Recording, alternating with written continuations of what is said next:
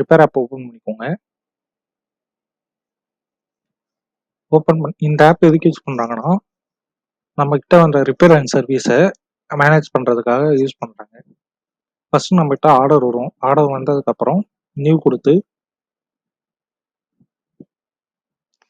Customer detail fill up பண்ணிடுவோம். என்ன product repair வந்திருக்குங்கிறத select பண்ணிப்போம். எத்தனை நம்பர் குவான்டிட்டி எத்தனை வந்திருக்கும் சொல்லிட்டு இது பண்ணுவோம். கம்பெனி டீட்டெயில்ஸ், ரெஸ்பான்சிபிள் பர்சன் யார், ஷெட்யூல்டு டேட் என்னன்னு சொல்லிட்டு செலக்ட் பண்ணுறோம். இப்போ கொடுத்துட்டு சேவ் கொடுத்தோம்னா இது அந்த பர்சனுக்கு அசைன் ஆகிடும். மெச்சூரிட்டி